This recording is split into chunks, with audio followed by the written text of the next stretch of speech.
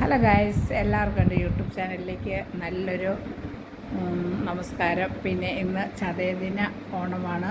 അപ്പോൾ ചതച്ചോണം എന്നാണ് പണ്ടുള്ളവർ പറഞ്ഞിരിക്കുന്നത്. അതായത് മാവേലിയൊക്കെ എതിരേറ്റിട്ട് നമ്മൾ ആ മാവേലിയുടെ ഇതെല്ലാം പൂവും എല്ലാം എതിരേറ്റതെല്ലാം എടുത്ത് ചതച്ച് പൊട്ടിച്ചിടും.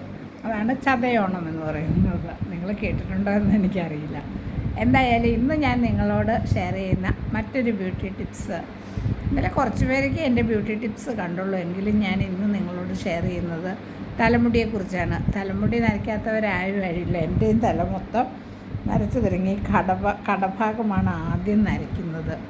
അല്ലെ, കടയിൽ നിന്നാണ് നരച്ച് താഴത്തേക്ക് വരുന്നത്. നമുക്കൊരു 50 വയസ്സ്, ഒരു 45 വയസ്സൊക്കെ ആകുമ്പോഴത്തേക്കും ഇപ്പം ഏകദേശം എല്ലാ ആളുകളുടെയും മുടി നരയ്ക്കാൻ തുടങ്ങും.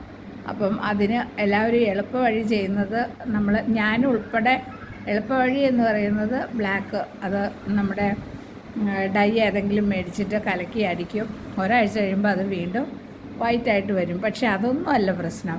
നമുക്ക് പ്രായമായി കഴിയുമ്പോൾ നമ്മുടെ മുടിയുടെ ഉള്ളെല്ലാം പോയിട്ട് മുടിയെല്ലാം വളരെ കെട്ടിവെക്കാൻ പോലും ഇല്ലാത്ത ഒരവസ്ഥയിലേക്ക് വരുന്നവരെയാണ് നമ്മളിന്ന് മിക്ക അമ്മമാരെയും കാണുന്നത്. അപ്പം അതുപോലെ ഒരമ്മയാണല്ലോ ഞാനും ഒരു അമ്മയാണ്. അപ്പോൾ എൻ്റെ മുടിയുടെ ഞാൻ ശ്രദ്ധിക്കുന്നത്, എനിക്ക് പാരമ്പര്യമായിട്ട് നല്ല നീളമുള്ള മുടിയായിരുന്നു. പക്ഷേ ഇപ്പോൾ എനിക്ക് കുറച്ച് മുടിയേ ഉള്ളൂ. പക്ഷെ ഉള്ളത് നല്ല തിക്കാണ്. ഏത് സൈസിൽ വേണമെങ്കിലും കെട്ടാനും അതുപോലെ അഴിച്ചിട്ടാലും എങ്ങനെ വേണമെങ്കിലും കെട്ടാനും പറ്റുന്ന നല്ല മുടിയാണ്. നരച്ചൊക്കെ തുടങ്ങി ചെമ്പൻ നിറമൊക്കെ ആയി. അപ്പോൾ ഇടയ്ക്ക് ഞാൻ എന്ത് ചെയ്യുമെന്ന് വെച്ചാൽ, നമ്മുടെ നാടൻ മൈലാഞ്ചി എടുത്തിട്ട് നന്നായിട്ട് മിക്സിയിൽ അരച്ചിട്ട് നല്ലോണം തലയിൽ തേച്ച് പിടിപ്പിക്കും. അപ്പോൾ തലയ്ക്ക് നല്ല തണുപ്പും കിട്ടും.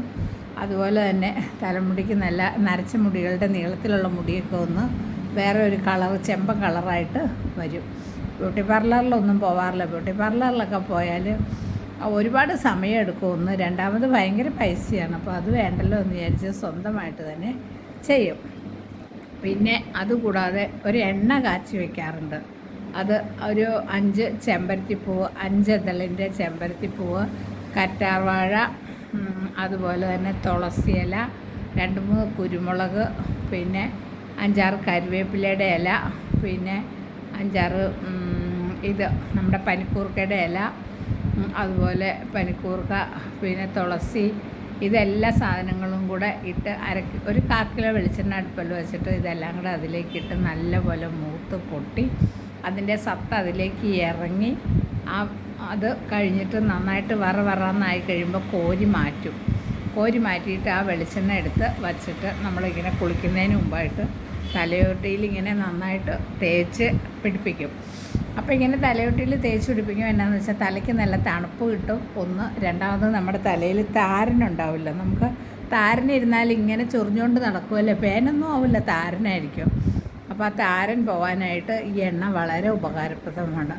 എല്ലാത്തിൻ്റെയും സത്ത് ആ എണ്ണയിലേക്ക് ഇറങ്ങി നന്നായിട്ട് ചൂടാറിയതിന് ശേഷം ചില്ലുകുപ്പിയിൽ അരിച്ചെടുത്ത് വച്ചേച്ചാൽ മതി. അപ്പോൾ കുളിക്കുന്നതിന് ഒരു അരമണിക്കൂർ മുമ്പ് അത് നന്നായിട്ട് തേച്ച് പിടിപ്പിക്കുകയാണെങ്കിൽ അത്യാവശ്യം നമുക്ക് കറുപ്പ് നിറവും കിട്ടും. അതുകൂടാതെ മുടിക്ക് നല്ല വളർച്ച ഉണ്ടാവും. പിന്നെ താരൻ അങ്ങനെയുള്ള സാധനങ്ങളൊന്നും ഉണ്ടാവില്ല. അപ്പോൾ അതെല്ലാമാണ് ഇന്ന് ഞാൻ നിങ്ങളോട് ഷെയർ ചെയ്യുന്നത്. നിങ്ങളെല്ലാവരും കാണുന്നുണ്ടെന്ന് എനിക്കറിയാം. എന്നാലും പുതിയതായിട്ട് കാണുന്ന എല്ലാവരും സബ്സ്ക്രൈബ് ചെയ്യണം. Okay guys, by.